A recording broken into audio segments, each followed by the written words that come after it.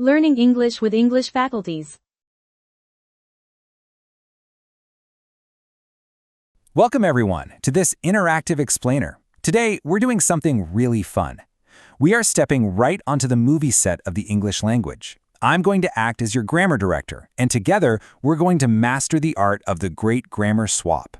We'll be looking at exactly how subjects and objects trade roles in sentences, completely transforming the way we communicate. So grab your director's chair and let's get started. Here's our quick lesson plan for today's workshop. 1. The Great Grammar Swap. 2. Step-by-step transformation. 3. The Intransitive solo act. 4. Why some tenses fail. And 5. Dodging common exam traps. Section 1. The Great Grammar Swap. Setting the stage. Think of a sentence like a movie set.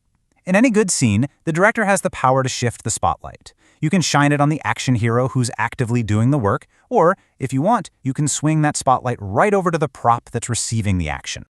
Okay, let's dive into this with a classic example. Look at our active sentence. The cat chased the mouse. The cat is our action hero. It's front and center in the spotlight.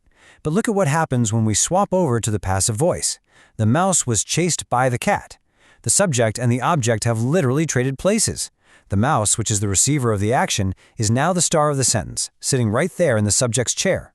So the absolutely crucial point is this definition right here. In the passive voice, the grammatical subject is the receiver of the action.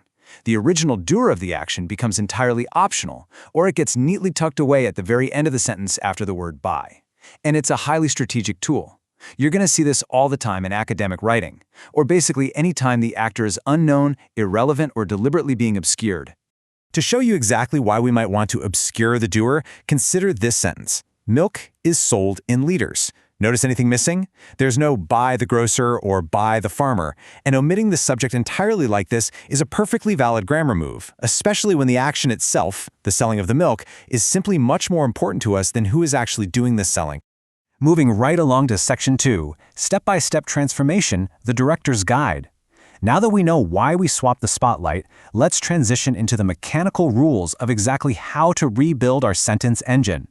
How do we actually get from active to passive without breaking the grammar laws? Well, here are your 4 crucial steps. First, you absolutely must identify your subject, verb, and object, your SVO.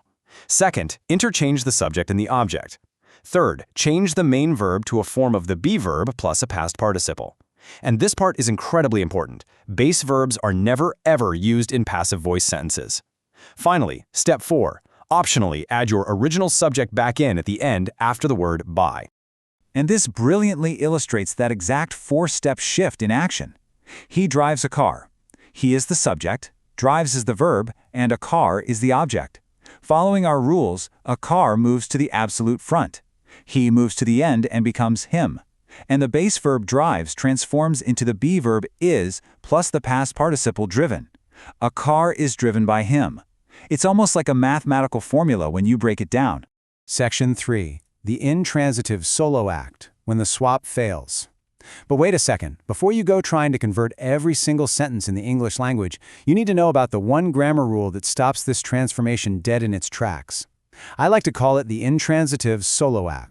You see, we have to distinguish between 2 types of verbs. A transitive verb is a verb that absolutely requires a direct object to complete its meaning. It essentially needs a receiver. An intransitive verb, on the other hand, is like a solo dance. It expresses a completely self-contained action that simply does not pass over to an object. Now, what's really interesting about this slide is how it perfectly proves the limitation of the passive voice. She reads a book. Reads is transitive. It has an object, a book. To steal the spotlight, so we get a book is read by her. But look at the intransitive example. She sleeps. Who or what is receiving the sleep? Nothing. Because there's literally no direct object, steal the spotlight, you cannot form a passive sentence. The swap fails entirely. Which brings us to Section 4. Why some tenses fail. The verb traffic jam. Intransitive verbs aren't the only rule breakers out there. Let's shift our focus to the specific tenses that completely break the passive voice machinery. Sometimes the grammar engine just gets all clogged up in a massive verb traffic jam. Standard English generally excludes these 4 tenses from passive voice conversion: the present perfect continuous, the past perfect continuous, the future perfect continuous, and the future continuous. While you might theoretically be able to piece them together on paper, grammarians basically reject them. Why? Well, it's because of what happens to the auxiliary verbs. I mean, just listen to this. A letter has been being written by her. That right there is the present perfect continuous forced into a passive structure. Notice the been being stuck right in the middle? It is a clunky, phonetically redundant traffic jam of verbs. It's syntactically verbose, and frankly, it just sounds terrible to say out loud. And that is exactly why we avoid passivizing these continuous perfect tenses altogether. Section 5. Dodging common exam traps. The detective work. All right, now that we know the rules and the major exceptions, it's time to prepare you for the real world, specifically competitive exams. We are going to become grammar detectives to spot the tricky little hurdles test makers love to throw at you. Let's see how this builds upon our basic steps. When pronouns swap stages, their costumes absolutely must change. You can't just pick up an I and move it to the end of a sentence. A subjective pronoun has to shift to an objective pronoun. So I becomes me, she becomes her, they become them, and who transforms into whom. If you forget to change their costumes, you'll definitely fail the test. Now, when you're dealing with present perfect rules, a very common exam hurdle, especially for middle and high school students, involves auxiliary verbs like has or have. When you promote your new subject to the front of the sentence, you must ensure the auxiliary verb matches it. If your old object was plural, but your new subject is singular, you might have to swap have been to has been. Always make sure your verbs agree with the new star of the sentence. Okay, time for a rapid-fire exam trap. I want you to actively apply the pronoun swap rules we just learned. How would you convert the active sentence, she teaches me? Take just a second to mentally move the pieces around. Did you get it?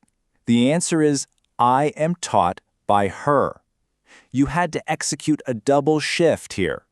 The object me puts on its subjective costume to become I, and the subject she puts on its objective costume to become her. If you caught both of those shifts, you are well on your way to mastering this entire concept. Let's throw a real curveball now. Test makers absolutely love interrogative sentences. So how do you convert the question, who stole your bike? The correct answer is, by whom was your bike stolen? Because who is the subject of the active sentence, it has to be replaced by its objective form, whom. And because it's moving to the agent position in a passive question, it is preceded by right at the beginning of the sentence. Sure, it sounds a little formal, but grammatically speaking, it is perfectly precise. Here's another fantastic trick to watch out for: sentences with ditransitive verbs. These are verbs that actually have two objects, a direct object and an indirect object. Take the sentence, they gave the victims food. The director actually has two entirely valid choices for the spotlight here. You can promote the indirect object and say, the victims were given food, or you can promote the direct object. Food was given to the victims. Both of those are 100% correct passive sentences. Let's wrap things up with one final challenge to see if you've truly internalized today's explainer. Can you convert this sentence into the passive voice? The accident happened a week ago. Think really carefully about the verb happen. Is there an object receiving the happening? No, happen is an intransitive verb, which means this is a total trick question. It literally cannot be converted into the passive voice. Understanding exactly why a sentence can't be changed is what truly makes you the ultimate grammar director. But it kind of makes you wonder, right? If the English language has all these hidden loopholes and traffic jams, what other supposedly unbreakable grammar rules are just waiting to be challenged? Keep questioning the script, and until next time, stay curious.